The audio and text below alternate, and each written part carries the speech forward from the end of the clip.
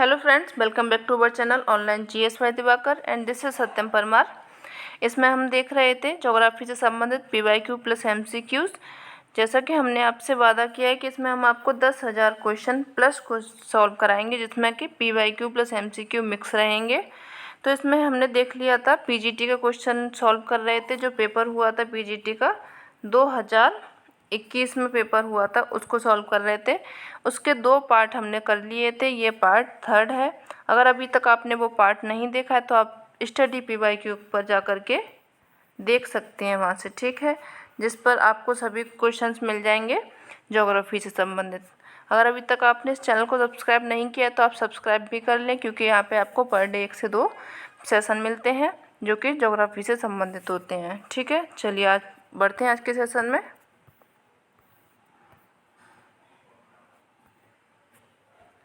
मीटरोलॉजिका नामक पुस्तक किसने लिखी है? तो जो मीटरोलॉजिका लिखी है आपके एरिस्टोटल या फिर अरस्तु ने लिखी है। ए ऑप्शन इसका सही हो जाएगा। चलिए देख लेते हैं इसकी एक्सप्लेनेशन क्या दी गई है। मीटरोलॉजिका नामक पुस्तक अरस्तु ने लिखी है। ये कहाँ के थे? यूनानी विद्वान थे। एक महान दार्शनिक होने के साथ साथ कौन थे? एक राजनीति शास्त्री भी थे, जीव विज्ञानी भी थे और कौन थे? भूगोलवेत्ता भी थे। ठीक है, वैसे ये कौन थे? मेन में महान दार्शनिक थे ये। प्लेटो के शिष्य थे अरस्तु। जो प्लेटो के शिष्य थे ये अरस्तु। प्लेटो ने विभिन्न आगमनात्मक अध्ययन पद्धति का समर्थन किया था। इन्होंने ब्रह्मांड वर्णन एवं जलवायु विज्ञान मेट्रोलॉजिका नामक पुस्तकों की रचना की। वे नियतिवाद के समर्थक थे। किसके थे ये? नियतिवाद के समर्थक थे। यहाँ तक हो गया आपका। ठीक है, चलिए आगे बढ़ते हैं। चीन की 90% मिट्टी पाई जाती है। किस प्रकार की मिट्टी है ये चीन की? ये पाई जाती है यहाँ पे लोयस और जलोढ़ मिट्टी पाई जाती है चीन में। डी ऑप्शन इसका सही हो जाएगा। चलिए देख लेते हैं इसकी भी एक्सप्लेनेशन। चीन की 90% मिट्टी लोयस एवं जलोढ़ प्रकार की है। चीन का मैदान अधिकांश नदियों द्वारा निर्मित हुआ है। यानी कि इसके द्वारा बना हुआ है ये चीन का मैदान नदियों के द्वारा। नदियों के कैसे? अपर्दन के द्वारा ये मैदान बना हुआ है। इन मैदानों में उत्तरी चीन का मैदान जो होता है वो हांगो घाटी या फिर यांगटी सिकियांग में लोयस का मैदान चीन का सबसे बड़ा मैदान है। उत्तरी चीन एक पर्वतीय पठारी प्रदेश है जिसके 47% भूभाग पर पर्वत है और 41% जो भाग है वहाँ पर क्या है? पठार है। 12% पर मैदान है। कितना देखो, मैदान कितने में है? कुल टोटल 12% में। बाकी पर्वत ज़्यादा भाग में, यानी 47% भाग पर पर्वत हो जाएंगे यहाँ पे। हांगो नदी चीन की सबसे विशाल नदी है। इस नदी का बेसिन चीन की कुल भूमि के लगभग 80% भाग पर फैला हुआ है। यानी कि ये इतनी बड़ी नदी है कि इसका कितने भाग पर फैला हुआ है? बेसिन 80% भाग पर ये फैला हुआ है। ठीक है, चलिए नेक्स्ट क्वेश्चन देखते हैं। एक मिनट। निम्नलिखित में से कौन सा युग्म ठीक से मेल नहीं खाता है? तो इसमें लेखक के नाम दिए गए हैं तथा पुस्तक के नाम दिए गए हैं। किस लेखक ने कौन सी पुस्तक लिखी है? ये एक मैंने द साइंस ऑफ ज्योग्राफी लिखी है। ये ठीक है, ठीक से मैच है ये आपका। TW फ्रीमैन ने आपका 100 ईयर ऑफ ज्योग्राफी लिखा है, ये भी ठीक है। RED कंसल ने प्रॉब्लम ऑफ ज्योग्राफी लिखा है, ये भी ठीक है। AE दास ने, ये आपका ठीक नहीं है क्योंकि ये लिखी हुई है किसने? भार्गव ने लिखी हुई है। The geography of Rigvedic India AC Das ने नहीं लिखी। यानी कि डी ऑप्शन इसका सही हो जाएगा क्योंकि डी ही सही से सुमेलित नहीं है। ठीक है, मनोहर भार्गव ने आपकी लिखी हुई है the geography of Rigvedic India. ठीक है, चलिए आगे बढ़ते हैं।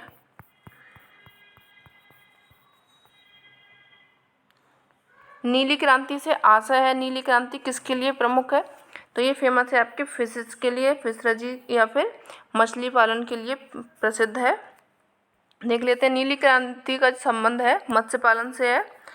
नीली क्रांति का उद्देश्य देश में मछुआरों एवं किसानों, मछली जो किसान होते हैं, उनकी आर्थिक समृद्धि प्राप्त करना तथा जैव सुरक्षा एवं पर्यावरणीय सरोकारों को ध्यान में रखते हुए संपोषणीय ढंग से मछली पालन विकास के लिए जल संसाधनों की पूर्ण क्षमता के उपयोग के माध्यम से खाद्य एवं पोषण सुरक्षा को या फिर उसमें योगदान देना। ये किसका संबंध है? मत्स्य के लिए है। चलिए और देखते हैं और कौन कौन सी क्रांतियाँ किस कृषि से संबंधित हैं। हरित क्रांति है जो कि खाद्य उत्पादन से संबंधित है। खाद्य उत्पादन के अंदर में या फिर हरित क्रांति के अंदर में भी क्रांतियाँ हुई हैं, उनको देख लेते हैं। जो श्वेत क्रांति आपका दुग्ध उत्पादन है। भूरी क्रांति उर्वरक उत्पादन। लाल क्रांति टमाटर या फिर मांस।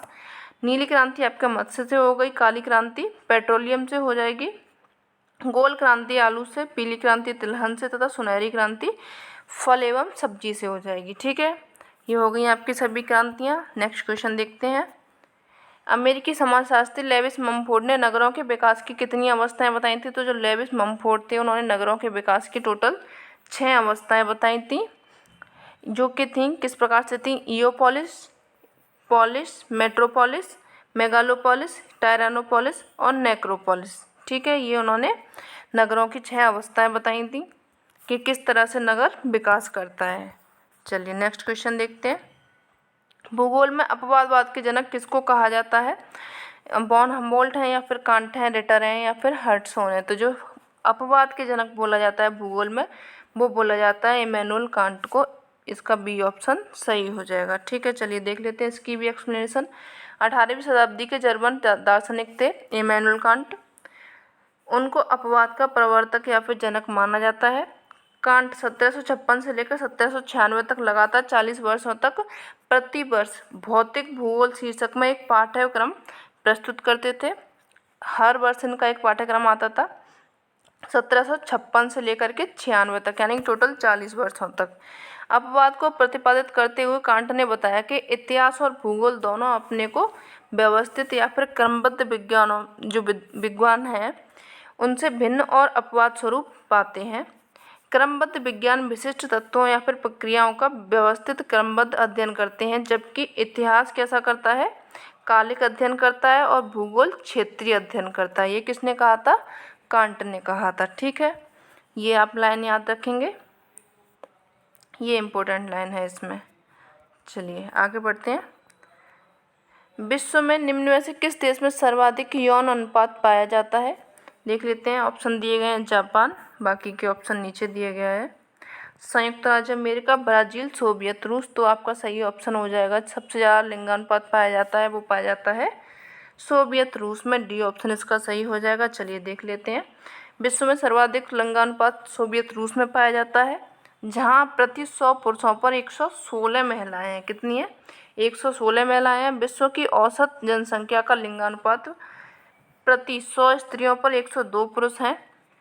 जो विश्व का है औसत अनुपात दिया गया है टोटल वर्ल्ड का, वो 102 है। विश्व में उच्चतम लिंगानुपात लाटविया में दर्ज किया गया है। लाटविया में क्या है? 100 पुरुषों पर कितनी है? 118 स्त्रियां हैं।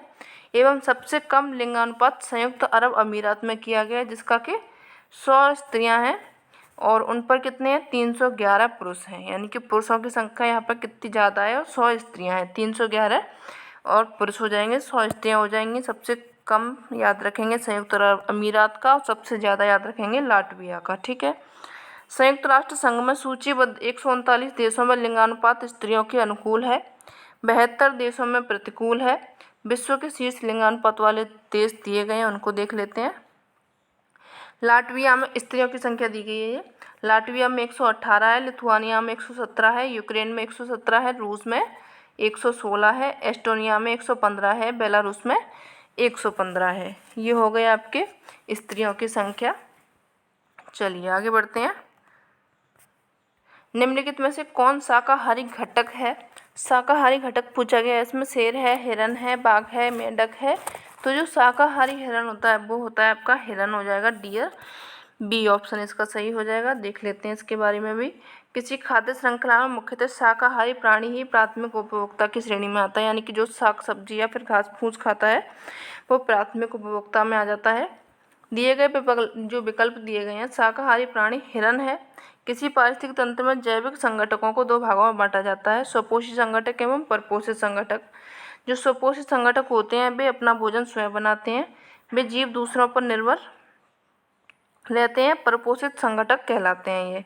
उत्पादक होते हैं, उत्पादक क्या है? हरे पौधे। हरे पौधे जैसे कि उत्पादक हो गए। प्राथमिक उपभोक्ता इनको बोला जाता है शाकाहारी, ये हो जाएंगे। द्वितीय उपभोक्ता कौन से होते हैं? मांसाहारी होते हैं। और तृतीय कौन से होते हैं? शीर्ष मांसाहारी। चतुर्थक जो होते हैं सर्वाहारी, यानी कि जो मांस साग सब्जी सब कुछ खाते हैं। चलिए नेक्स्ट देखते हैं। गल्फ स्ट्रीम क्या है? गल्फ स्ट्रीम खाड़ी में एक नदी है, एक महासागरीय धारा है, या फिर जेट स्ट्रीम का दूसरा नाम है, या फिर एक धरातलीय पवन है। तो इसका सही ऑप्शन हो जाएगा it is an oceanic current हो जाएगा। एक महासागरीय ये धारा हो जाएगी। ठीक है, चलिए इसके बारे में भी देख लेते हैं। गल्फ स्ट्रीम अटलांटिक महासागर की एक गर्म जल धारा है। 20 डिग्री उत्तरी अक्षांश के पास में मैक्सिको की खाड़ी से उत्पन्न होती है। ये उत्तर पूर्व दिशा की ओर 70 डिग्री उत्तरी अक्षांश तक पश्चिमी यूरोप के पश्चिम तट तक ये प्रवाहित होती है। गल्फ स्ट्रीम की खोज सर्वप्रथम पोंस डी लियोन ने की थी 1513 में। फ्लोरिडा की धारा जब एंटलीज की धारा के साथ में समाविष्ट कर हेटनर ये जब अंतरिक्ष से आगे बढ़ती है तो किस नाम से जानी जाती है? गल्फ स्ट्रीम के नाम से जानी जाती है, जो कि गर्म जलधारा है। अपने दाहिने ओर यह क्या सारागासो सी बनाती है। ये एक घास है सारागैसम, जिसके नाम पर सागर बना हुआ है। सारगैसो सागर इसको जाना जाता है। तथा बाईं ओर ठंडी दीवार से अलग अलग ही रहती है, यानी कि इसके बाईं ओर ठंडी दीवार है लेकिन उस पर ये टच नहीं होती है, उससे अलग अलग चलती है। तट के पास में जल का तापक्रम 4 डिग्री सेंटीग्रेड से 10 डिग्री सेंटीग्रेड हो जाता है। तथा इसकी लवणता कैसी रहती है? न्यूनतम रहती है, बहुत कम रहती है, क्योंकि गर्म जलधारा है तो क्या होगा, ज़्यादातर उड़ जाता है। नेक्स्ट, 40 डिग्री अक्षांश के पास में यह लेब्राडोर की धारा से मिलती है। इनके मिलने से विश्व के सबसे बड़े मत्स्य ग्रहण क्षेत्र का निर्माण यहाँ पे होता है। जब ठंडी और गर्म जलधारा मिल जाती है तो वहाँ पे आपका क्या होता है, बैंक बन जाता है, जिससे कि मत्स्य उत्पादन काफ़ी अच्छा होता है यहाँ पे। चलिए नेक्स्ट क्वेश्चन देखते हैं।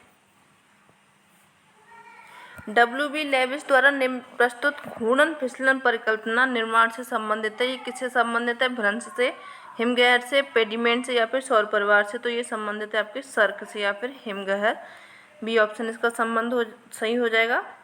चलिए देख लेते हैं इसकी भी एक्सप्लेनेशन।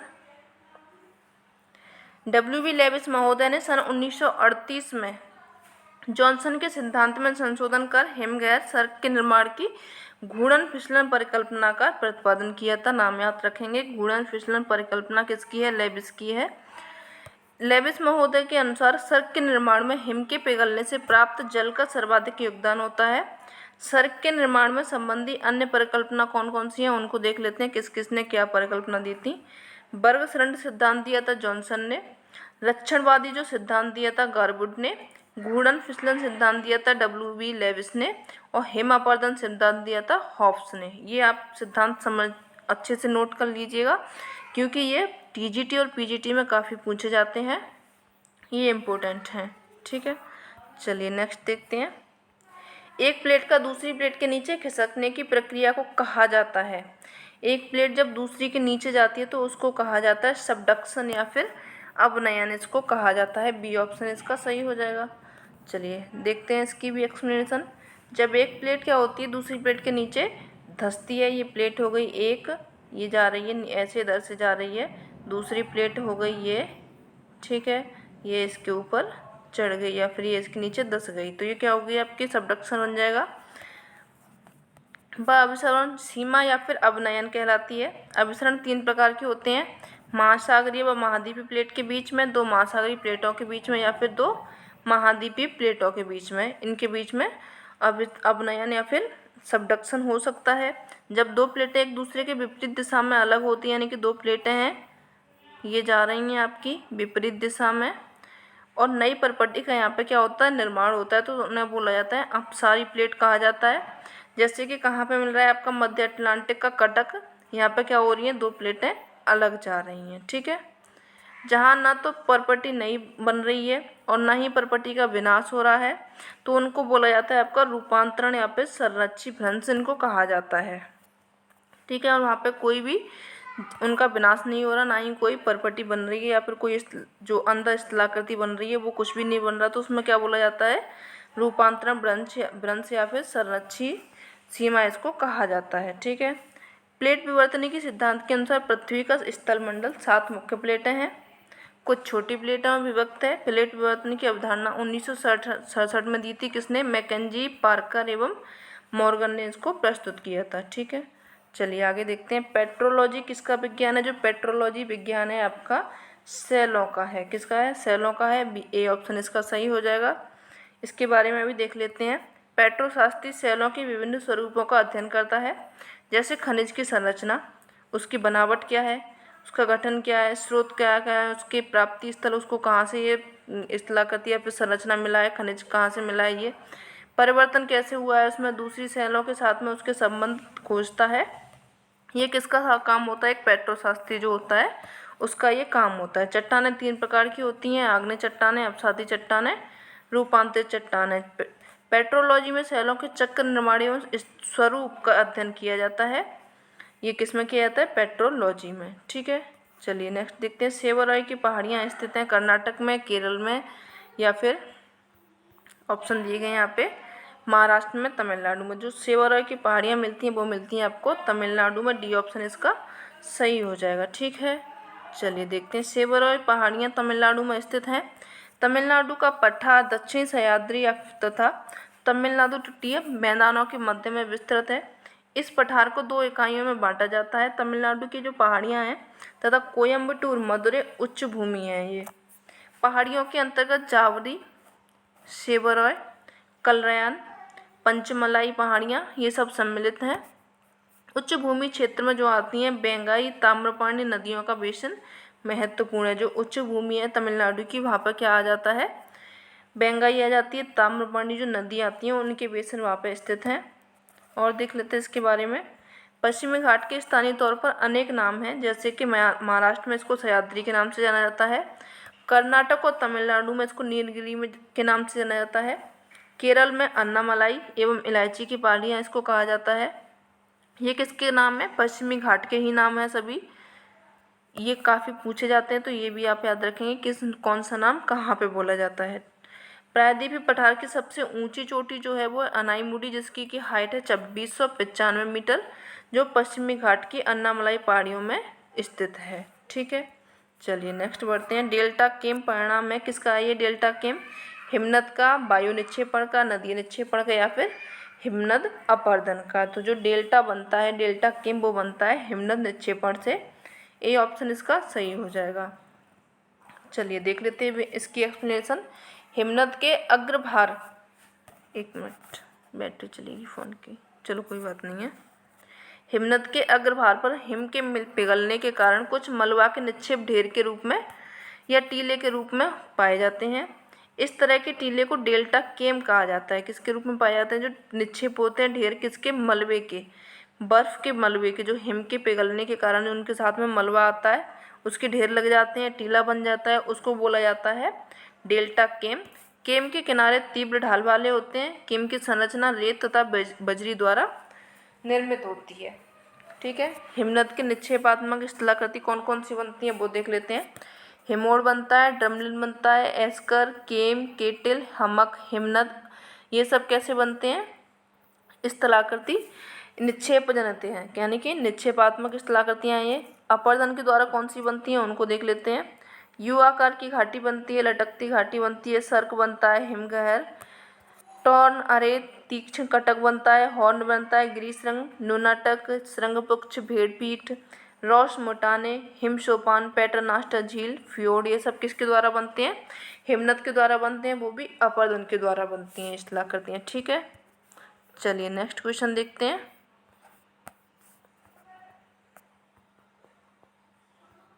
थोड़ा सा छोटा इसको कर लेते हैं। निम्नलिखित में से कौन सा कथन सत्य पूछा गया है। विशिष्ट आर्थिक मंडल एक भौगोलिक प्रदेश है तथा इसकी आर्थिक विधियां एवं नियम होता है। ये ठीक है।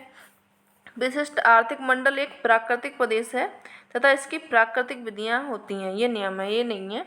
ए ऑप्शन इसका सही हो जाएगा क्योंकि इसमें एक ही सत्य पूछा गया है। तो इसकी क्या होती है, भौगोलिक प्रदेश होता है जो आर्थिक प्रदेश होता है, ये ठीक है, तथा इसकी कैसी होती हैं, आर्थिक विधियां होती हैं। ए ऑप्शन इसका सही हो जाएगा। चलिए देख लेते हैं इसके बारे में।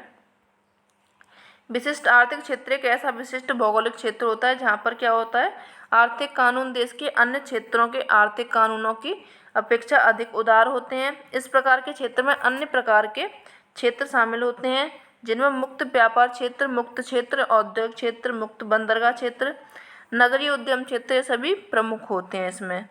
आधुनिक युग में सबसे पहला विशेष आर्थिक क्षेत्र जो बना था 1960 में चीन में स्थापित किया था। भारत एशिया का पहला देश है जिसने निर्यात को बढ़ाने के लिए निर्यात प्रसंस्करण क्षेत्र EPZ की महत्ता को स्वीकार किया और प्रथम निर्यात प्रसंस्करण क्षेत्र कांडला कब बना था कांडला में? 1965 में स्थापित किया गया। ठीक है, चलिए नेक्स्ट क्वेश्चन देखते हैं। भौगोलिक चक्र की समय की वह अवधि जिसके अंतर्गत एक उत्थित भूखंड अपरदन के प्रक्रम द्वारा एक आकृति विहीन समतल मैदान में परिवर्तित हो जाता है, यह कथन किसका है? तो ये जो कथन दिया था आपके डेविस महोदय ने दिया था। सी ऑप्शन इसका सही हो जाएगा। ठीक है, चलिए देख लेते हैं इनके बारे में भी। भौगोलिक चक्र समय की अवधि है जिसके अंतर्गत एक उत्थित भूखंड अपरदन के प्रक्रम द्वारा एक आकृति विहीन समतल मैदान परिवर्तित हो जाता है। यह कथन डेविस महोदय ने दिया था। सबसे पहले डेविस महोदय ने 1899 में भौगोलिक चक्र की संकल्पना का प्रतिपादन किया था। भौगोलिक चक्र की संकल्पना का प्रतिपादन किसने किया था? डेविस महोदय ने किया था, 1899 में किया था। उनके अनुसार स्थलाकृति संरचना प्रक्रम तथा समय का प्रतिफल है, यानी कि इनका ट्रायो ऑफ डेविस भी बोला जाता है, जिसमें पूछा जाता है ट्रायो ऑफ डेविस है क्या, तो वो है आपका संरचना प्रक्रम एवं समय। ये इनका ट्रायो है, स्थलाकृति से संबंधित है ये। इन तीन कारकों में संरचना प्रक्रम समय या फिर अवस्था को डेविस ने त्रिकूट के नाम से इसको जाना जाता है। ठीक है, डेविस का त्रिकूट या फिर ट्रायो ऑफ डेविस इसको बोला जाता है। पेडीमेंट शब्दावली का प्रयोग सर्वप्रथम जी.के. गिलबर्ट ने किया था। जो पेडीमेंट सबसे पहले यूज किया गया था जी.के. गिलबर्ट के द्वारा किया गया था 1880 में। संयुक्त राज्य अमेरिका के उटाह राज्य के हेनरी पर्वत के अध्ययन के दौरान इन्होंने इसका यूज किया था। ठीक है, चलिए नेक्स्ट क्वेश्चन देखते हैं।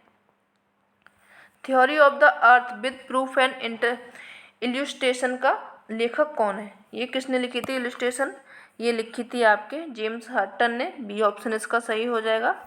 चलिए देख लेते हैं। Theory of the earth with proof and illustration के लेखक है जेम्स हटन। सर्वप्रथम स्कॉटिश भूविज्ञानवेत्ता थे ये। जेम्स हटन ने 1785 में भूविज्ञान क्षेत्र में चक्रीय पद्धति का अवलोकन किया तथा न तो कोई आदि का कोई लक्षण है न अंत का कोई भविष्य है, ये उन्होंने अपना कथन दिया था। ऐसा मानना था जो अंततः पृथ्वी के इतिहास की चक्रीय प्रकृति की संकल्पना में परिणत हो गया। इसी आधार पर उन्होंने एक रूपतावाद के सिद्धांत का प्रतिपादन किया था। ठीक है, जो एक रूपतावाद का सिद्धांत था वो किसने दिया था? ये दिया था आपके हट्टन महोदय ने ही। चलिए और बढ़ते हैं आगे। गरजने वाली चालीसा किस प्रकार की पवन से संबंधित है? व्यापारिक से, पछुआ से, दक्षिणी गोलार्ध की पछुआ से या फिर ध्रुवीय पवनों से? तो ये संबंधित है आपकी दक्षिणी गोलार्ध की पछुआ पवनों से ये संबंधित है। और भी है वहाँ पे गरजती चालीसा, चीखता साटा, प्रचंड पचासा, ये सब आपकी फेमस भिन्न है, दक्षिणी गोलार्ध में पाई जाती हैं, पछुआ पवना है ये। चलिए देख लेते हैं इनको भी। गरजने वाली चालीसा दक्षिणी गोलार्ध की पछुआ पवन है। ये पवन उपोष्ण उच्च वायुदाब यानी 30 डिग्री से 35 डिग्री से उप ध्रुवीय क्षेत्रों में वायुदाब इसका 60 से 65 अक्षांशों के बीच में दोनों गोलार्धों में चलने वाली पवनें हैं। दोनों गोलार्धों में नहीं, पर हाँ इनको जो नाम दिया गया गरजने वाली चालीसा ये दक्षिणी गोलार्ध में ही दिया गया है। इनकी दिशा उत्तरी गोलार्ध में दक्षिण पश्चिम से उत्तर पूर्व होती है। दक्षिण पश्चिम से कहाँ होती है? इनकी उत्तर पूर्व होती है। इस प्रकार से इनकी दिशा होती है। कम और क्या है, स्थल की कमी के कारण इनकी गति इतनी तेज होती है दक्षिणी गोलार्ध में कि ये हवाएं तूफानी हो जाती हैं। पछुआ पवनों के साथ प्रचंड झंझा चला करते हैं। क्या करते हैं? प्रचंड झंझा चलते हैं, क्योंकि वहाँ पे कोई स्थलाकृति दक्षिण में पाई नहीं जाती हैं, इसलिए काफ़ी तेज चलती हैं। इनकी प्रचंडता के कारण न 40 डिग्री अक्षांशों पर गरजता चालीसा, 50 डिग्री अक्षांशों पर भयंकर पचासा या फिर प्रचंड पचासा, 60 डिग्री अक्षांशों पर इनको चीखता साटा के नाम से जाना जाता है। ठीक है, चलिए नेक्स्ट क्वेश्चन देखते हैं।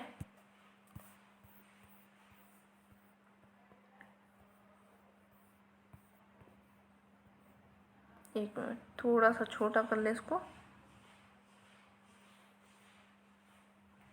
निम्नलिखित में से कौन सा एक आरोही क्रम में सागरी जल में विद्यमान लवण के प्रतिशत को सही करता है? यानी छोटे से बड़े में हमको चलना है।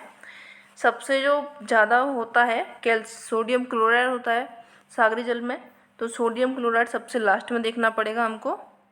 तो ये हो जाएगा आपका, इसमें फर्स्ट में दिया गया है, इसमें यहीं पे दिया गया है, इसमें दिया गया है, और बाकी का ये, यानी कि आपका बी ऑप्शन सही हो जाएगा। कैल्शियम सल्फेट हो जाएगा, मैग्नीशियम सल्फेट हो जाएगा, मैग्नीशियम क्लोराइड हो जाएगा, सोडियम क्लोराइड हो जाएगा। ठीक है, बी ऑप्शन इसका सही हो जाएगा। चलिए इनकी परसेंटेज देख लेते हैं।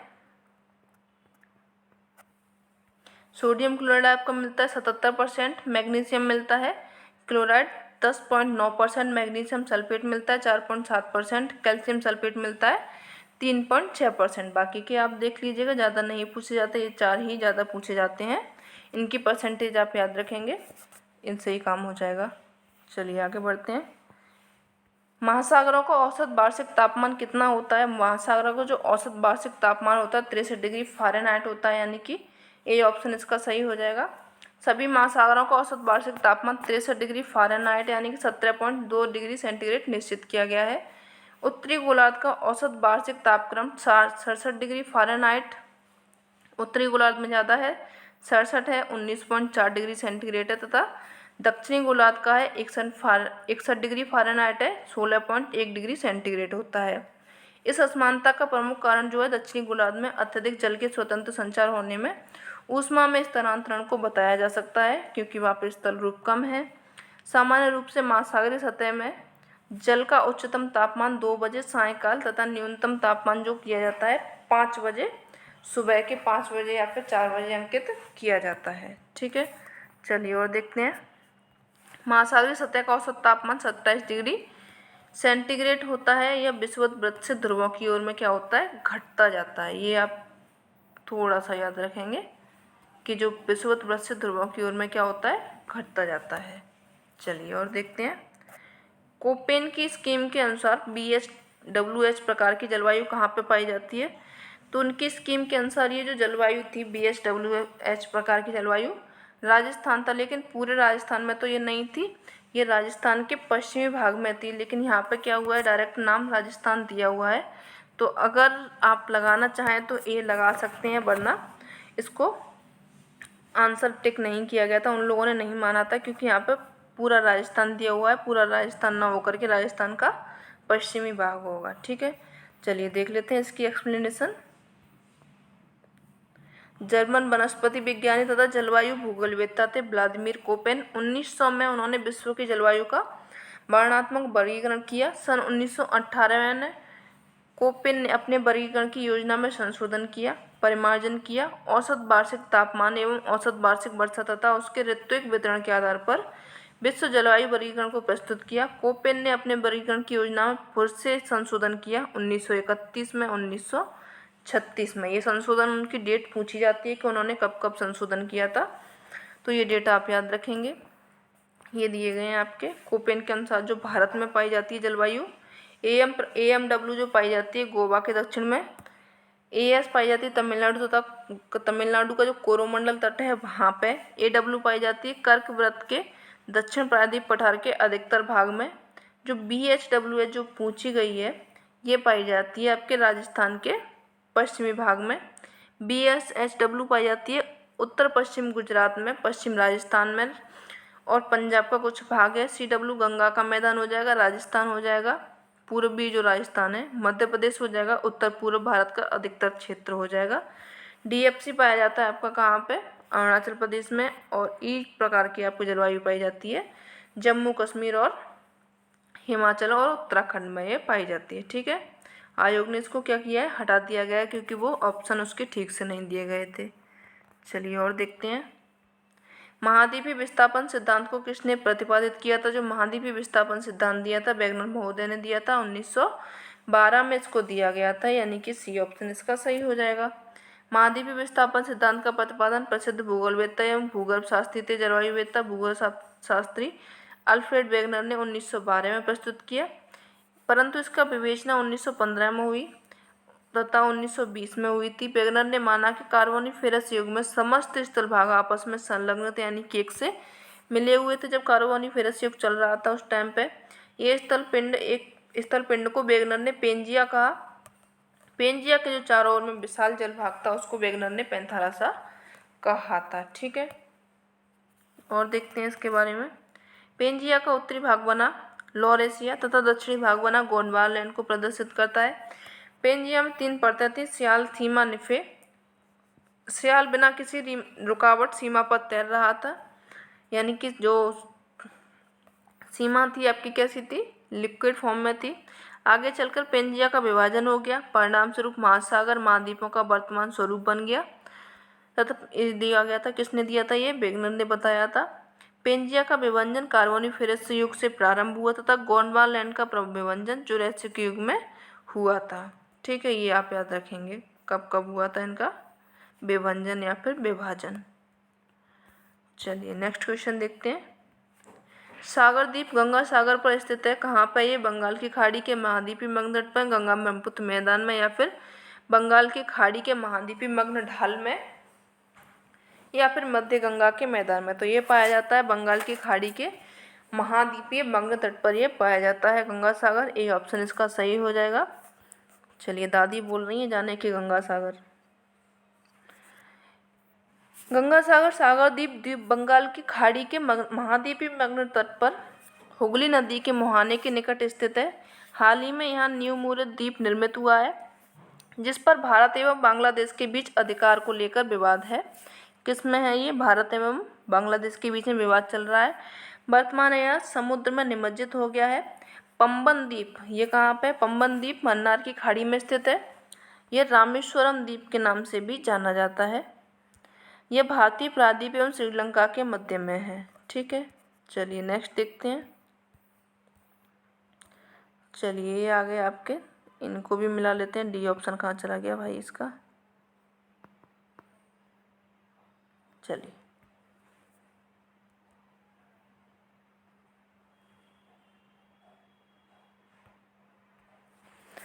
तट तलवासी पदार्थ ये कहाँ पे मिलते हैं आपको? ये मिलते हैं सागरी जीव एवं जंतु एवं पादपों के मृत अस्थि पंजर होते हैं, इनको बोलते हैं तट तलवासी पदार्थ। अगाध सागरस्थ ये किसको बोला जाता है? शैवाल के प्रकार को बोला जाता है। टेरापॉड ऊज बनते हैं आपके यहाँ पे, ये होते हैं प्लवक मोलास्क जीव के कोष होते हैं। और डायटम ऊज जो होते हैं, ये होते हैं आपके डायटम यूज अंशयुक्त जो मृतिका होती हैं, अंशयुक्त अत्यंत सूक्ष्म पौधों के अवशेष होते हैं। ठीक है, ए का हो जाएगा थर्ड, बी का हो जाएगा फर्स्ट, बी का फोर्थ हो जाएगा, यानी कि ए ऑप्शन इसका सही से सुमेलित है। ठीक है, अगर बड़ा करना है तो थोड़ा सा बड़ा कर लेते हैं, आप देख सकते हैं। ठीक है, चलिए नेक्स्ट देखते हैं। निम्न में से कौन सा एक मानव भूगोल का उपागम नहीं है? मात्रात्मक क्रांति, क्षेत्रीय विभिन्नता, स्थानीय संगठन एवं या फिर अन्वेषण तथा वर्णन। तो जो मानव भूगोल का उपागम नहीं है वो हो जाएगा आपका क्वांटिटिव रिवॉल्यूशन या फिर मात्रात्मक क्रांति। ए ऑप्शन इसका सही हो जाएगा। चलिए देख लेते हैं इसके बारे में भी। अन्वेषण एवं वर्णन, स्थानिक संगठन, क्षेत्रीय विभिन्नता, ये सब मानव भूगोल के उपागम है, जबकि मात्रात्मक क्रांति मानव भूगोल का उपागम नहीं है। मानव भूगोल के उपागम समय अनुसार दिए गए हैं। आरंभिक उपनिवेश युग आया था, समय की अवधि है ये, उसमें आया था अन्वेषण एवं विवरण आया था। उत्तर उपनिवेश जब युग चला था उसमें प्रादेशिक विश्लेषण हुआ था। 1930 का दशक आया था, उसमें क्षेत्रीय विभेदन हुआ था। चलिए और देख लेते हैं। 1950 से 60 के दशक में स्थानिक संगठन की अवधारणा आई थी।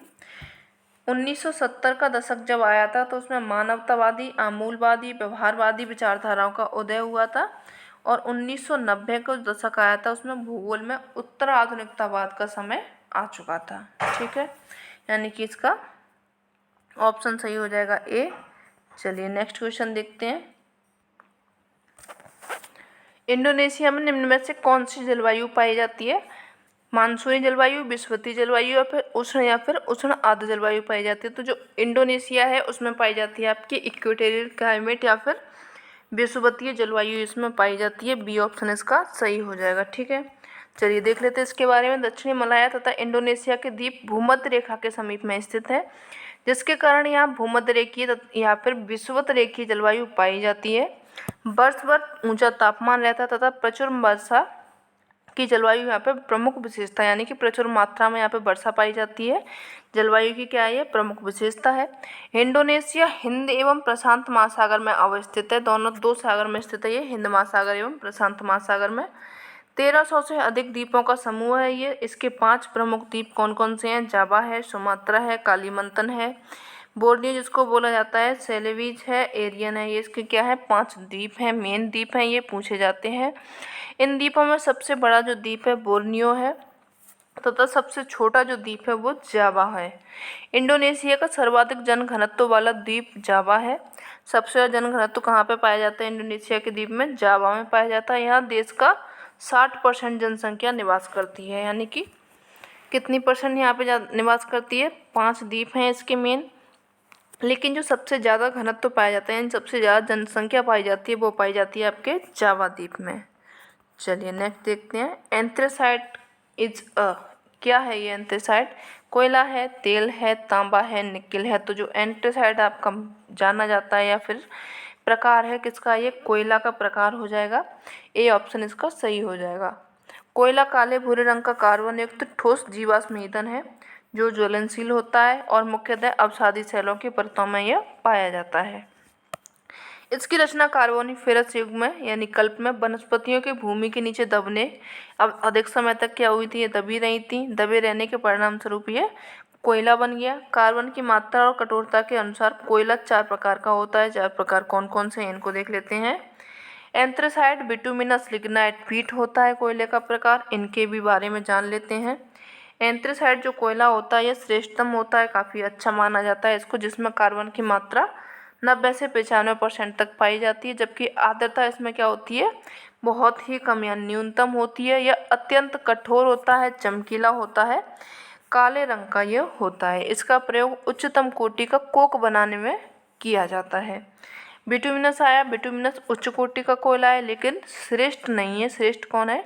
इस सबसे अच्छा जो है एंथ्रेसाइट है। उसके बाद में जो आता है आपका बिटुमिनस। बिटुमिनस में इसमें लगभग 60 से 80% तक कार्बन की मात्रा पाई जाती है। इसका प्रयोग किया जाता है कारखानों में, रेलगाड़ियों के संचालन में। जो कोयला यूज होता है वो बिटुमिनस होता है। ठीक है। लिग्नाइट आया। लिग्नाइट इसमें कार्बन की मात्रा 40 से 55% होती है, सबसे इसमें कम होती है। इसका भूरा रंग होता है। भूरा रंग कोयला भी इसको कहा जाता है, यानी कि इसको भूरा कोयला भी कहा जाता है। रेशेदार बनावट वाले लिग्नाइट कोयले को जलने पर धुआं अधिक निकलता है, यानी कि जब ये कोयला जलता है तो इसमें क्या होता है? काफ़ी धुआं निकलता है, ताप कम प्राप्त होता है। जो ताप मिलता है इससे कम मिलता है, धुआं ज़्यादा हो जाता है। पीट जो कोयला है, पीट का कोयला निर्माण प्रक्रिया प्रारंभिक रूप है जिसमें कार्बन की मात्रा बहुत कम पाई जाती है। इसमें जल पाया जाता है, वाष्प होता है, द्रव तथा राख की मात्रा अधिक होती है, जो कि अपन घरों में यूज करते रहते हैं। इसका उपयोग अधिकांशतः घरेलू ईंधन के रूप में किया जाता है। अगर आपने देखा हो तो जब हम लकड़ी जला देते हैं कोई मोटी सी, उसका कोयला बन जाता है, फिर हम उसको अंगीठी के रूप में जलाने लगते हैं। प्रमुख नगर की स्थापना जो अवधारणा थी किसने दी थी, या फिर प्राइमेट सिटी की? ये दी थी आपके मार्क जेफरसन ने। बी ऑप्शन इसका सही हो जाएगा। इसके बारे में भी देख लेते हैं। प्राइमेट शहर या फिर प्रमुख शहर की अवधारणा मार्क जेफरसन ने सन 1939 में दी थी। उन्होंने the law of primate city नामक अपने अध्ययन में 51 चयनित देशों के प्रमुख नगरों तथा द्वितीय वर्ग के विशालतम नगरों के बीच संबंधों का परीक्षण किया। जेफरसन का सिद्धांत इस तथ्य पर आधारित है। उन्होंने क्या दिया था? प्राइमेट नगर का आकार द्वितीय नगर से बड़ा होता है, बहुत बड़ा होता है। प्राइमेट नगर अपने राष्ट्र की प्रवृत्ति और प्रभाव का द्योतक होता है। प्राइमेट नगर एक बड़ा हो जाने के बाद में भविष्य में भी आकार तथा प्रभाव की दृष्टि से दूसरे नगरों की अपेक्षा अधिक तेजी से बढ़ता जाता है, यानी कि कोई दूसरा नगर बढ़ रहा है लेकिन उससे भी ज़्यादा तेजी से वो जो प्राइमेट सिटी है वो बढ़ेगा। चलिए नेक्स्ट देखते हैं। निम्नलिखित में से किसने उद्योग की स्थापना का सिद्धांत दिया था? उद्योग की स्थापना का सिद्धांत दिया था आपके अल्फ्रेड वेबर ने। बी ऑप्शन इसका सही हो जाएगा। चलिए देख लेते हैं। उद्योगों के स्थानीयकरण के सिद्धांत का प्रतिपादन किया था। प्रथम जो प्रयास किया था वेबर महोदय ने किया था 1909 में। अपना जो सिद्धांत दिया था न्यूनतम परिवहन लागत का सिद्धांत इन्होंने प्रस्तुत किया था। यह सिद्धांत इस परिकल्पना पर आधारित है कि इस उद्योगों के स्थानीयकरण में परिवहन मूल्य का सर्वाधिक प्रभाव पड़ता है, यानी कि उन्होंने बताया था कि उद्योग जब लगाते हैं तो उसमें सबसे पहले जो देखा जाता है वो देखा जाता है परिवहन, कि भैया वहाँ तक हम जब कोई रॉ मटेरियल अपने उद्योग या फिर इंडस्ट्री तक ले जाएंगे तो ऐसा ना हो कि जितना हमें लाभ हो रहा है उससे दुगना हमारा क्या हो जाए, भाड़ा लग जाए, परिवहन लग जाए, तो ये सबसे बड़ा इफ़ेक्ट होता है उद्योगों पर। अतः वह स्थान जहाँ परिवहन लागत सबसे कम हो वहाँ उत्पादन लागत का केंद्र होता है। यानी कि जहाँ पर परिवहन लागत क्या होती है, कम हो लोगों के लिए, वहीं पर वो अपनी इंडस्ट्री लगाना पसंद करते हैं। वह रेखा जो समान कुल लागत बिंदुओं के बिंदु पथ को जोड़ती है, यानी कि समान जो लागत वाले स्थानों को जोड़ती है, उसको वेबर ने आइसोडापिन कहा था। औद्योगिक स्थानीयकरण के सिद्धांत तो अन्य भी हैं, वो दिए थे, उनको भी देख लेते हैं। न्यूनतम उत्पादन लागत का सिद्धांत दिया था हूबर महोदय ने। बाजार प्रतिस्पर्धा सिद्धांत दिया था फेटर एवं होटलिंग ने। अधिकतम लाभ का सिद्धांत दिया था स्मिथ ने। ठीक है, ये आपके संबंधित हो गए किससे, औद्योगिक से। नेक्स्ट क्वेश्चन देख लेते हैं। निम्नलिखित भाषाओं में सुनामी शब्द किस भाषा से संबंधित है? लैटिन भाषा से, चाइनीज से, जापानी से या फिर हिब्रू से? तो इसका सही ऑप्शन हो जाएगा जापानी भाषा से आपका सुनामी शब्द संबंधित है। ठीक है, सी ऑप्शन इसका सही हो जाएगा। इसके बारे में भी देख लेते हैं। सुनामी जापानी भाषा का शब्द है जिसका अर्थ होता है पत्तन लहर। यह दो शब्दों से मिलकर बना हुआ है। सु जिसका अर्थ होता है पत्तन या फिर बंदरगाह, जबकि नामी का अर्थ होता है लहर। ठीक है, सुनामी को भूकंप सागरीय लहर भी कहते हैं। सुनामी महासागरों में उत्पन्न उच्च ऊर्जा वाली ये लहरें होती हैं जिनकी उत्पत्ति मुख्य रूप से महासागरीय तली में भ्रंशन तथा प्लेटों के टकराने से उत्पन्न होती है। 7 आता है रिक्टर पैमाने पर, या फिर 7 से अधिक तीव्रता वाला भूकंप आता है उससे क्या होता है, परिणाम अधिक होते हैं। अंतःसागरीय भूकंप द्वारा ये होता है। ठीक है, चलिए नेक्स्ट क्वेश्चन देखते हैं। शैलसरता संबंधित है, ये किससे, नदी से, भूमिगत जल से या फिर परहिमानी से? तो ये आपकी संबंधित है परहिमानी से। शैलसरता, सी ऑप्शन इसका सही हो जाएगा। शैलसरता शब्दावली संबंधित है परहिमानी से।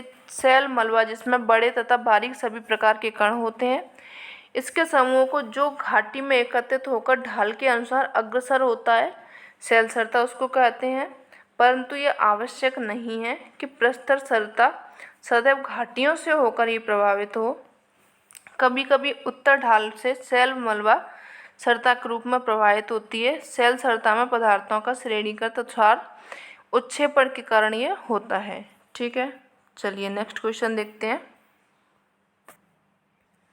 इन्फ्लुएंस ऑफ ज्योग्राफी इन्वायरमेंट नामक पुस्तक लिखी थी, किसने लिखी थी? ये लिखी थी आपके ईसी सैम्पुल ने।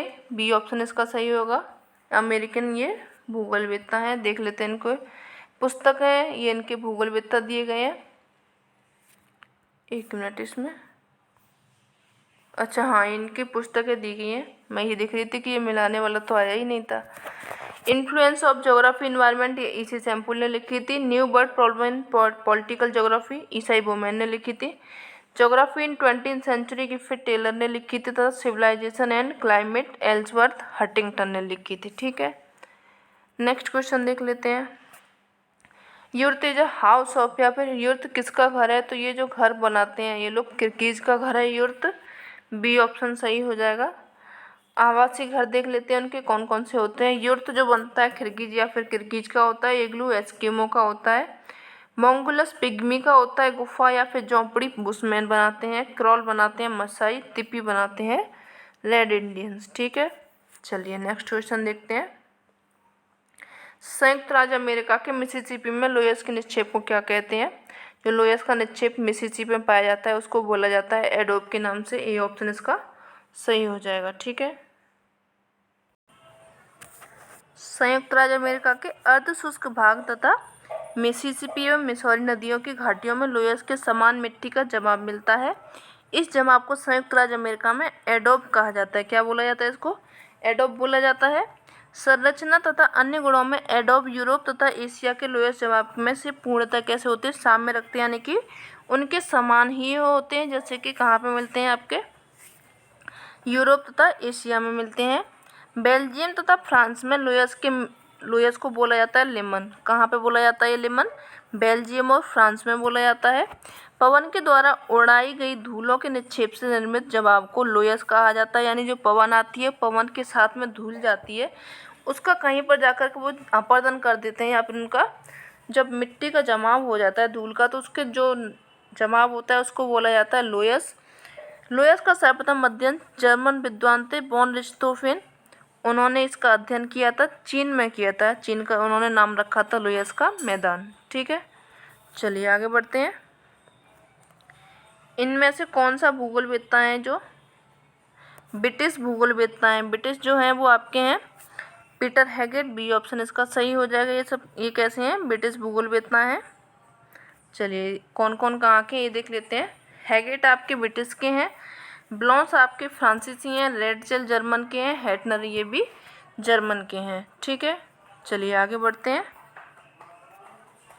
भूदृश्य के परिमार्जन में मनुष्य अंतिम कारक है, उक्त कथन दिया गया है, किसके द्वारा दिया गया है? ये भूदृश्य के परिमार्जन में मनुष्य अंतिम कारक है, ये दिया था आपके कार्लोस सावर महोदय ने। सी ऑप्शन इसका सही हो जाएगा। चलिए देख लेते हैं इसके बारे में भी। कार्ल सावर ने 1925 में अपनी पुस्तक प्रकाशित की। पुस्तक का नाम था द मॉर्फोलॉजी ऑफ लैंडस्केप।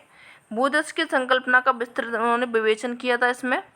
सावर ने जर्मन शब्द लैंडस्केप का पर्याय रूप से लैंडस्केप शब्द का प्रयोग किया। सावर प्रथम भूगोलवेत्ता थे जिन्होंने लैंडस्केप शब्दावली का प्रयोग किया था। इनकी शब्दावली याद रखेंगे। लैंडस्केप दिया था इन्होंने, द मॉर्फोलॉजी ऑफ लैंडस्केप, ये इनकी पुस्तक लिखी गई थी। ठीक है, चलिए नेक्स्ट देखते हैं। विश्व में सबसे प्राचीन नगरीकरण का प्रमाण कहाँ पे मिलता है? सबसे जो प्राचीन नगरीकरण का प्रमाण मिलता है ये मिलता है आपको मेसोपोटामिया से। ए ऑप्शन इसका सही हो जाएगा। चलिए आगे देखते हैं इसके बारे में भी। विश्व के प्राचीनतम नगरीकरण का प्रमाण मिलता है मेसोपोटामिया की सभ्यता से। पश्चिम एशिया में भारत की खाड़ी के उत्तर में स्थित वर्तमान इराक को प्राचीन समय में मेसोपोटामिया की सभ्यता के नाम से जाना जाता था। किसको जाना जाता था? इराक को जाना जाता था। मेसोपोटामिया की सभ्यता दजला एवं फरात नदियों के मध्य में विकसित हुई थी। ठीक है, किसके किनारे विकसित हुई थी? दजला एवं फरात नदियों के किनारे। चलिए और देखते हैं। भारतवर्ष में सर्वाधिक वर्षा होती है कौन से घाट में होती है? ये कहाँ पे होती है? पश्चिमी घाट, हिमालय क्षेत्र या फिर मेघालय में, मध्य प्रदेश, बिहार में, उत्तर प्रदेश, हरियाणा में, पंजाब में, आंध्र प्रदेश, विदर्भ में होती है। तो सबसे ज़्यादा जो वर्षा होती है वो होती है आपके पश्चिमी घाट में होती है, हिमालय के क्षेत्र में होती है एंड मेघालय में होती है। ठीक है, ए ऑप्शन इसका सही हो जाएगा। इसके बारे में भी देख लेते हैं। भारत में सर्वाधिक वर्षा वाले क्षेत्र पश्चिमी घाट हो जाएगा, उत्तर पूर्व के हिमालय क्षेत्र हो जाएंगे, मेघालय की पहाड़ियाँ हो जाएंगी जहाँ पर क्या है सबसे ज़्यादा वर्षा होती है। यहाँ 200 सेंटीमीटर से अधिक वर्षा होती है। खांसी और जयंतिया पहाड़ियों के कुछ वर्षों में 1000 सेंटीमीटर से भी अधिक वर्षा पहुँच जाती है। यानी कि कुछ भाग ऐसे हैं जो खांसी और जयंतिया पहाड़ी हैं, उसमें क्या है एक वर्ष में वर्षा होती है या फिर जो वर्षा होती है 1000 सेंटीमीटर से भी ऊपर पहुंच जाती है। ब्रह्मपुत्र घाटी के तथा निकटवर्ती पहाड़ियों पर वर्षा 200 सेंटीमीटर से भी कम होती है। भारत में औसत वार्षिक वर्षा है 112 से 125 सेंटीमीटर होती है, लेकिन इसमें क्षेत्रीय विभिन्नताएं पाई जाती हैं। इसी के कारण कहीं पर सूखा है तो कहीं पर बहुत सारी बारिश है। ठीक है, चलिए नेक्स्ट क्वेश्चन देखते हैं। उड़ीसा के सुपर साइक्लोन चक्रवात 1999 के पश्चात चक्रवात के अधिकतम पवन की गति वेग मापी गई थी।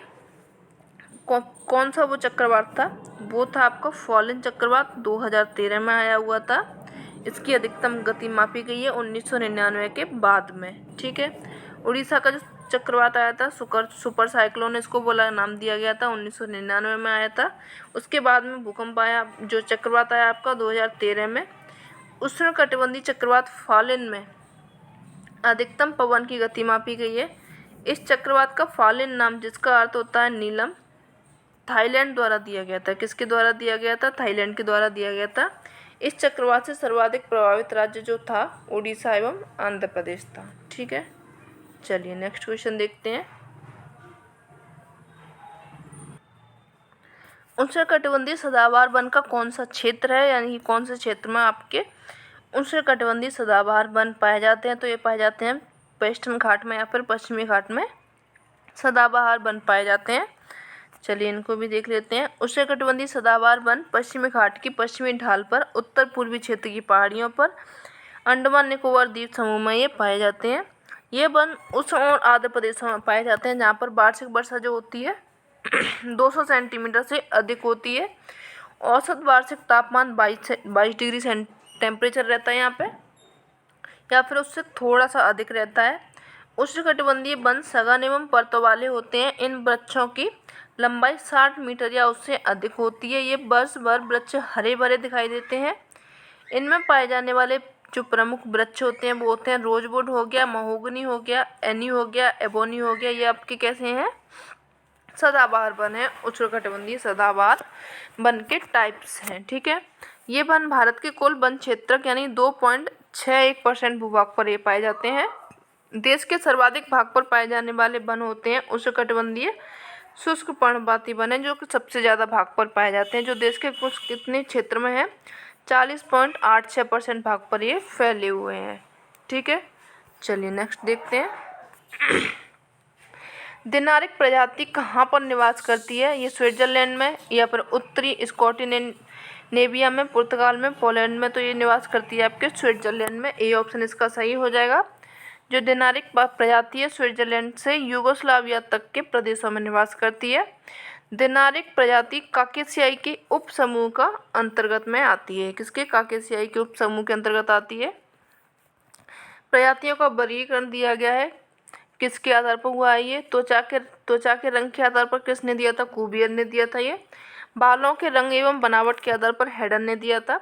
कद के आधार पर टोपिनार्ड ने दिया था। कपाल सूचकांक एवं नासिका के आधार पर गिफेट टेलर ने हुआ था। अभी तक कोई भी वर्गीकरण जो नहीं हुआ है वो कान के आधार पर नहीं हुआ है। ठीक है, चलिए नेक्स्ट देखते हैं। द्राक्षाकृषि क्या है? विटीकल्चर क्या है? ये एक है आपके विटीकल्चर अंगूरों के उत्पादन से संबंधित है, यानी कि इसका जो भारत में अंगूर की खेती होती है व्यावसायिक रूप से पिछले 6 दशकों से की जा रही है। अंगूर की खेती आर्थिक दृष्टि से बहुत लाभदायी होती है। अंगूर के उत्पादन में महाराष्ट्र प्रथम है, कर्नाटक द्वितीय है, यानी कि पहले स्थान पर आपका महाराष्ट्र आ जाएगा, दूसरे पर कर्नाटक, तीसरे पर तमिलनाडु हो जाएगा। ठीक है, द्राक्षाकृषि होती है विटीकल्चर, जिसको के अंगूर उत्पादन के नाम से जाना जाता है। ठीक है, ये आपके खनिज तेल हो गए, उनके अन्वेषण वर्ष हो जाएंगे। चलिए इनको मिला लेते हैं। मांगला में कब हुआ था आपका? 2004 में। एक मिनट, एक का थर्ड हो जाएगा। नहरकटिया में ये हुआ था 1889 में। बदरपुर में हुआ था 1954 में। डिगबोई में हुआ था 1953 में। सी ऑप्शन यहाँ पे आपका सही हो जाएगा। चलिए नेक्स्ट क्वेश्चन देखते हैं। ये आपका हो जाएगा, लिख लीजिएगा। अत्यधिक गहराई परत में जमने वाली मैग्मा को कहते हैं, यानी कि जो ज़्यादा अंदर जो मैग्मा जम जाता है उस मैग्मा को क्या बोला जाता है? लैकोलिथ, डाइक, सिल, बैथोलिथ। जो सबसे मतलब नीचे जमता है काफ़ी गहराई में, उसको बोला जाता है बैथोलिथ के नाम से इसको जाना जाता है। डी ऑप्शन इसका सही हो जाएगा। देख लेते हैं इसके बारे में भी। अत्यधिक गहरी परत में जमने वाले मैग्मा को बैथोलिथ कहते हैं। ज्वालामुखी उद्गार के समय गर्म एवं तरल जो मैग्मा होता है ऊपर उठता है, परंतु धरातलीय अवरोध के कारण दरारों या फिर छिद्रों नली में जमकर ठोस रूप धारण कर लेता है। यानी कि कुछ कारण ऐसे होते हैं जिनके कारण वो ऊपर नहीं आ पाता है, पृथ्वी के जो नीचे ही परपटी के नीचे ही वो जमाव करने लगता है, जमकर ठोस रूप ले लेता है। इस प्रकार की सेल का निर्माण होता है, उन्हें मध्यवर्ती सेल इनको कहा जाता है। इनका निर्माण धरातल की सतह के नीचे होता है, जो कि प्रमुख हैं। कैसे हैं? बैथोलिथ बनता है, बैथोलिथ के बाद फैकोलिथ, लेपोलिथ, डाइक, सिल, नेक। ये सभी कैसे हैं? स्थलाकृति, ये धरातल के नीचे बनती हैं। इनमें बैथोलिथ का जो आधार होता है, आधार तल से अत्यधिक नीचे यानी गहराई में ये पाया जाता है। ठीक है, चलिए नेक्स्ट देखते हैं। पेनिप्लिन की संकल्पना प्रस्तुत की थी, ये की थी आपके क्रिकमे महोदय ने। डी ऑप्शन इसका सही हो जाएगा। चलिए देख लेते हैं इसके बारे में भी। पेनिप्लिन की संकल्पना क्रिकमे ने प्रस्तुत की थी। पेनिप्लिन जो किया था डेविस ने, पेडिप्लिन किया था एलसी किंग ने, और पैंक ने जो दिया था आपका संप्राय मैदान या फिर इंड्रम शब्द का प्रयोग इसके लिए किया था। ठीक है, चलिए नेक्स्ट क्वेश्चन देखते हैं। पारिस्थितिकी तंत्र शब्दावली का प्रयोग किसके द्वारा प्रभावित किया गया था? जो पारिस्थितिकी तंत्र शब्दावली का प्रयोग किया गया था वो एजी टांसले के द्वारा किया गया था। बी ऑप्शन इसका सही हो जाएगा। 1935 में इनके द्वारा इसका प्रयोग किया गया था। टांसले के अनुसार पारिस्थितिकी तंत्र भौगोलिक तंत्रों का एक प्रकार होता है। इसकी रचना जैविक तथा अजैविक संगठकों से होती है। किससे होती है? जैविक और अजैविक संगठक जब आपस में सब मिलते हैं, इससे क्या होता है? पारिस्थितिकी तंत्र बनता है। यह अपेक्षाकृत कैसा होता है? स्थिर होता है या एक विवृत तंत्र होता है तथा विभिन्न आकार एवं प्रकारों का होता है। पारिस्थितिकी शब्द का प्रयोग सर्वप्रथम 1865 में लेटर ने किया था। पारिस्थितिकी शब्द का बताया गया है, ठीक है। ये पारिस्थितिकी तंत्र है, ये पारिस्थितिकी है खाली, तो ये आप थोड़ा सा डिफरेंस याद रखेंगे। जर्मन प्राणशास्त्री अर्नेस्ट हेकल ने सर्वप्रथम 1859 में 69 में ओइकोलॉजी शब्द का प्रयोग किया था। ये किसने किया था? अर्नेस्ट हेकल ने, ठीक है। चलिए आगे देखते हैं। पश्चिमी घाट को इस नाम से भी पुकारा जाता है। पश्चिमी घाट को जाना जाता है आपके सह्याद्री के नाम से। अभी हमने आपको बताया था सह्याद्री कहाँ पे बोला जाता है, तो ये आप हमें थोड़ा सा कष्ट करके एक कमेंट में लिख के बता दें कि सह्याद्री कौन से पार्ट को बोला जाता है। पश्चिमी घाट को सह्याद्री श्रेणी के नाम से भी जाना जाता है। सह्याद्री को 2 भागों में बांटा गया है, उत्तरी सह्याद्री, दक्षिणी सह्याद्री। 16 डिग्री जो उत्तरी अक्षांश रेखा है कि गोवा से गुजरती है, इन दोनों को विभाजित करती है। उत्तरी सह्याद्री की सतह बेसाल्ट लावा के निक्षेप से बनी हुई है, जबकि जो दक्षिणी सह्याद्री है उसका निर्माण जो हुआ है आर्किन की ग्रेनाइट तथा नीस की चट्टानों से हुआ है। उत्तरी सह्याद्री का जो सर्वोच्च शिखर है वो है कलसुबाई, ठीक है। आप हमें ये नाम लिख के ज़रूर बताएं कि सह्याद्री कहाँ पे बोला जाता है। अगर हो सके तो पश्चिमी घाट के जितने भी डिवीज़न थे वो लिख दें तो और भी अच्छा रहेगा। अत्यधिक विस्तार में भूमि निक्षेप में पाए जाते हैं। क्या पाए जाते हैं? आर्कटिक तट पर, पूर्वी तट पर या फिर पूर्वी द्वीप समूह के समीप, उत्तरी अफ्रीका तट पर। तो इसका सही ऑप्शन हो जाएगा पूर्वी द्वीप समूह के समीप में भूमि निक्षेप पाए जाते हैं। सी ऑप्शन इसका सही हो जाएगा। चलिए देख लेते हैं इसके बारे में भी। अत्यधिक विस्तार में भूमि निक्षेप पूर्वी द्वीप समूह के पास में पाए जाते हैं। धरातलीय भाग पर अपक्षय की क्रिया द्वारा चट्टानों में विघटन एवं वियोजन होता है, जिस कारण चट्टानों बारीक से लेकर बड़े बड़े टुकड़ों में बिखर जाती हैं। इन्हें भूमिज पदार्थ कहते हैं। सागरों में इनके निक्षेपण तथा श्रेणीकरण पाया जाता है, अर्थात बड़े बड़े पदार्थ तट के पास में जमा होते हैं तथा सागर की ओर इनका आकार घटता जाता है। क्या होता है? इनका आकार सागर की ओर में घटता है। कणों के आकार तथा उनकी रासायनिक संरचना के आधार पर भूमि निक्षेप बजरी, रेत, पंख 3 रूप में ये बटा हुआ है, ठीक है। चलिए नेक्स्ट बढ़ते हैं। ट्रक फार्मिंग संबंधित है। ये किससे संबंधित है? ये संबंधित है आपकी वेजिटेबल से या फिर साग सब्जी से ये संबंधित है। इसमें फूल फल भी आ जाते हैं। व्यापारिक स्तर पर सब्जी, फलों, फूलों का उत्पादन करने वाली कृषि को ट्रक फार्मिंग कहा जाता है। इस कृषि के उत्पादों के परिवहन में ट्रकों का अधिक उपयोग किया जाता है। उसी के उपयोग होने के कारण इसको नाम दिया गया था ट्रक फार्मिंग। इस प्रकार की कृषि का विकास औद्योगिक क्षेत्रों के निकट हुआ था, जहां से उत्पादों की नियमित आपूर्ति नगरीय क्षेत्रों तक की जा रही थी। ट्रक फार्मिंग मुख्य रूप से संयुक्त राज्य अमेरिका है, ब्रिटेन हो गया, फ्रांस हो गया, स्विट्जरलैंड, डेनमार्क, इन सभी बड़े बड़े क्षेत्रों में किया जाता है। काफ़ी बड़े पैमाने पर भी इसका प्रयोग किया जाता है। कैसे क्षेत्रों में किया जाता है? इनके औद्योगिक क्षेत्रों में। चलिए और बढ़ते हैं। भारत में राष्ट्रीय जल नीति प्रारंभ हुई थी, कब की गई थी? ये की गई थी आपके 2012 में। बी ऑप्शन इसका सही हो जाएगा। इसके बारे में देख लेते हैं। भारत में राष्ट्रीय जल नीति का मसौदा जल संसाधन मंत्रालय द्वारा 31 जनवरी 2012 को जारी किया गया था। राष्ट्रीय जल मिशन दस्तावेजों में चिन्हित रणनीतियों के अनुपालन के साथ साथ राष्ट्रीय जल बोर्ड की कार्य नीतियों के अनुपालन में केंद्रीय जल संसाधन मंत्रालय ने राष्ट्रीय जल नीति 2002 की समीक्षा की प्रक्रिया शुरू कर दी। राष्ट्रीय जल नीति पर मसौदा समिति ने विभिन्न हितधारकों के साथ में परामर्श के बाद नीति का मसौदा तैयार किया। यह विश्व की 17.5% आबादी यहाँ पर निवास करती है भारत में, जबकि विश्व का केवल 4% नवीकरणीय जल संसाधन और विश्व का भू क्षेत्र जो है कुल 2.4% यहाँ पे टोटल भूभाग के है, ठीक है। चलिए और बढ़ते हैं आगे। प्रसिद्ध पुस्तक है मेन स्प्रिंग ऑफ सिविलाइजेशन। ये किसने लिखी थी? ये आपके लिखी थी कार्लो सावर ने या फिर गिफिट टेलर ने, जेम्स मार्टिन ने या फिर हटिंगटन ने ये लिखी थी। जो सिविलाइजेशन से संबंधित पुस्तक थी आपकी लिखी थी हटिंगटन महोदय ने। डी ऑप्शन इसका सही हो जाएगा, ठीक है। हटिंगटन कौन थे? एक भूवैज्ञानिक, भूगोलवेत्ता एवं जलवायु वैज्ञानिक थे। हटिंगटन एक नियतिवादक चिंतक थे। जिन्होंने सभ्यता के विकास पर जलवायु के प्रभावों का अध्ययन किया। हंटिंगटन की और भी पुस्तकें थी, उनको देख लेते हैं। The pulse of Asia, civilisation and climate, principle of human geography, प्रजातियों के लक्षण, मैन सोर्स एंड सिविलाइजेशन, ये इनकी कैसी थी, फेमस पुस्तकें रही थी, जो कि आपको भी फेमस करनी है, एग्जाम्स में ये पूछी जाती हैं। पृथ्वी के आंतरिक भाग में ऊष्मा जनन का मुख्य कारण होता है, क्या कारण होता है उनको देख लेते हैं भैया। कारण तो उस साइड दिए गए हैं। जो आंतरिक कारण दिए गए हैं, रेडियो सक्रिय पदार्थों तथा गुरुत्व बल के तापीय ऊर्जा में परिवर्तन से, ग्रहीय संवर्धन से, रुद्धोष्म संपीड़न से, या फिर सूर्य तप से। तो ये होता है आपका रेडियो सक्रिय पदार्थों तथा गुरुत्व बल के तापीय परिवर्तन से इसका संबंध होता है। ठीक है, चलिए देख लेते हैं। पृथ्वी के आंतरिक भाग में ऊष्मा जनन का मुख्य जो रूप होता है, रेडियो सक्रिय पदार्थ तथा गुरुत्व बल के तापीय ऊर्जा में परिवर्तन से इसका उपयोग होता है। ऊष्मा का जनन इसमें होता है। आज से 4.7 बिलियन वर्ष पूर्व की पृथ्वी के आंतरिक भाग का प्रारंभिक तापमान जो था 1000 डिग्री सेंटीग्रेड रहा होगा।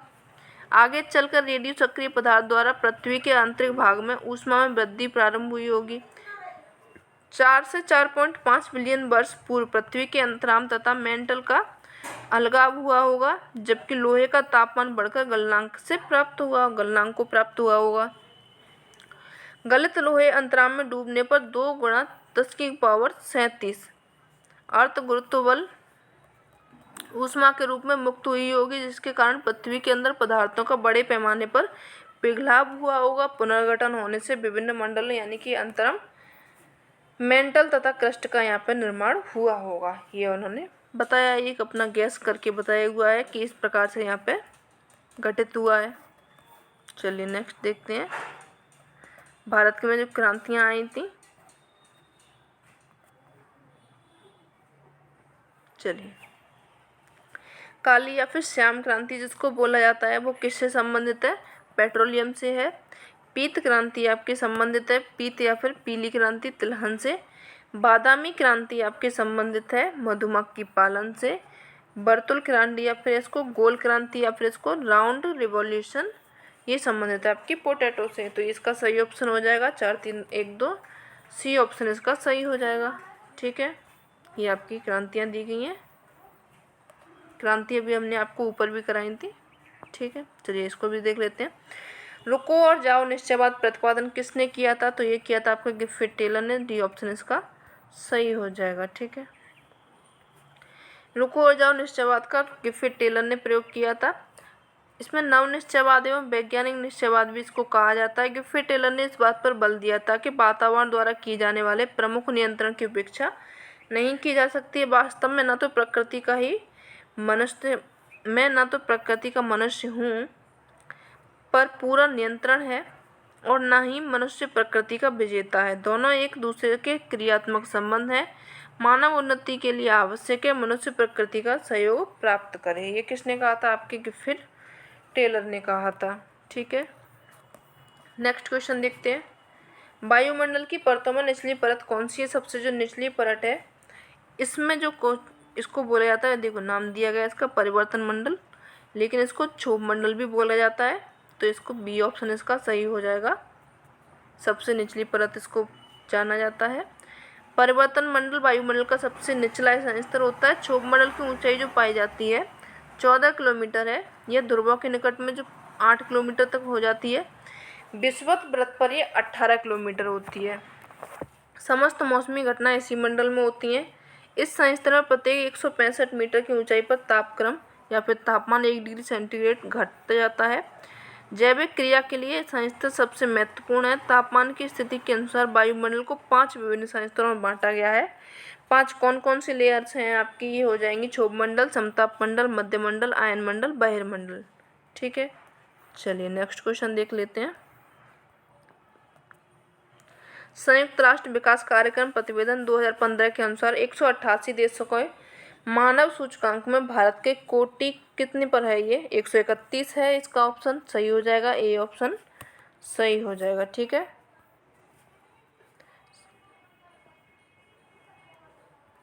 संयुक्त राष्ट्र विकास कार्यक्रम प्रतिवेदन 2015 के अनुसार 188 देशों में भारत का मानव विकास सूचकांक 130 है। विकल्प में है नहीं है ये, क्योंकि 131 दिया गया है, काफ़ी निकट में है, तो इसलिए इसको क्या माना गया है, 131 मान लिया गया है। मानव विकास की विचारधारा समता, सतत पोषणीयता, उत्पादकता, सशक्तिकरण की संकल्पना पर ये आधारित होता है। मानव विकास प्रतिवेदन की संकल्पना के प्रतिपादन में एवं विकास में पाकिस्तानी अर्थशास्त्री महबूब उल हक, भारतीय अर्थशास्त्री अमर्त्य सेन का विशेष योगदान है इसमें, ठीक है, मानव विकास प्रतिवेदन में। चलिए नेक्स्ट देखते हैं। बिग इंच पेट्रोलियम पाइपलाइन किस देश में संचालित होती है, तो ये होती है आपके यूएसए में। बी ऑप्शन इसका सही हो जाएगा। चलिए देख लेते हैं इसके बारे में भी। बिग इंच पाइपलाइन आपकी संयुक्त राज्य अमेरिका में मेक्सिको की खाड़ी के तटीय कुओं से खनिज तेल को उत्तर पूर्वी भागों तक पहुंचाने के लिए बिछाई गई है, ठीक है, खनिज तेल के लिए बिछाई गई है। नेक्स्ट क्वेश्चन देख लेते हैं। उत्तरी अमेरिका में प्रथम वास्तविक भूआकृति विज्ञानवेत्ता किसको कहा जाता है, तो जो प्रथम वास्तविक भूआकृति वेत्ता इसको कहा जाता है गिलबर्ट महोदय को। ए ऑप्शन इसमें सही हो जाएगा। इनके बारे में देख लेते हैं। उत्तरी अमेरिका में प्रथम भूआकृतिक विज्ञानवेत्ता जी के गिलबर्ट को जाना जाता है। पेडीमंट शब्दावली का सबसे पहले प्रयोग गिलबर्ट ने किया था। उन्होंने यह भी कहा था कि समतल भूमि का निर्माण करने के लिए चट्टानों के अपरदन की क्रिया तथा साथ ही भूतल को तलछटों से ढकने की क्रिया को समतलन कहते हैं। जी के गिलबर्ट ने स्थल रूपों के निर्माण संबंधी कई नियम तथा गतिक संतुलन सिद्धांत का प्रतिपादन इन्होंने किया था, ठीक है। चलिए नेक्स्ट देखते हैं। ऊष्मा का हस्तांतरण कहा जाता है, किसको कहा जाता है, संचालन को, संवहन को, ऊर्जा विकिरण को या फिर विद्युत चुंबकीय हस्तांतरण को। तो कंडक्शन को या फिर संचालन को ऊष्मा का हस्तांतरण कहा जाता है। कोई भी वस्तु है उसके पदार्थ के अणुओं द्वारा ऊष्मा के स्थानांतरण एवं गमन के परिचालन या फिर संचालन इसको कहा जाता है। परिचालन क्रिया के अंतर्गत एक अणु दूसरे अणु से स्पर्श करता है, ऊष्मा का वो प्रदान करता है।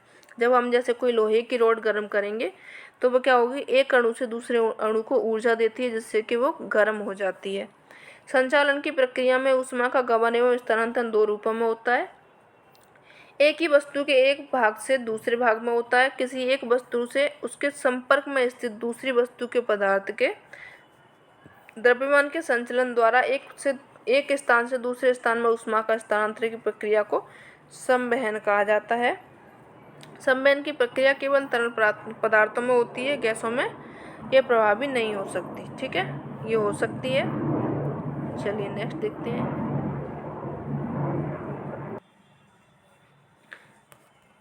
संपोषित विकास की अवधारणा किस वर्ष में प्रकाश में आई थी, यह आई थी आपके 1992 में, जब आपका पृथ्वी सम्मेलन हुआ था या फिर रियो डी जेनेरियो जो पृथ्वी सम्मेलन आयोजित हुआ था प्रकाश में, ये तब आई थी 1992 में। संपोषित विकास की, संपोषित विकास होता क्या है, इसमें क्या होता है, जब जो कोई चीज़ है या फिर जो हमारी आवश्यकताएं हैं वो हमारी भी पूरी हो रही हैं, लेकिन हम उस हिसाब से उनको पूर्ति करें कि जो हमारी आने वाली पीढ़ियां हैं वो भी उसको लाभ ले सकें, उनके लिए भी उन आवश्यकताओं की पूर्ति हो जाए। यही होता है आपका संपोषित विकास। यही इसकी अवधारणा जो आई थी 1992 में आई थी, ठीक है। ये हो गया आपका पीजीटी पेपर 2021 में जो हुआ था, कंप्लीट पेपर हो चुका है सॉल्व। इसके आगे हम नेक्स्ट पेपर लेके आएंगे जो कि यूपी पीजीटी का ही होगा। तो कैसा लगा सेशन आप ज़रूर बताएं। अगर अच्छा लगा हो तो अपने फ्रेंड्स तक को इसको शेयर भी कर दें। अगर अभी तक आपने चैनल को लाइक नहीं किया, सब्सक्राइब नहीं किया है तो आप सब्सक्राइब कर लें, कब जो सेशन है उसको लाइक भी करें, ठीक है। मिलते हैं नेक्स्ट सेशन में, तब तक के लिए धन्यवाद।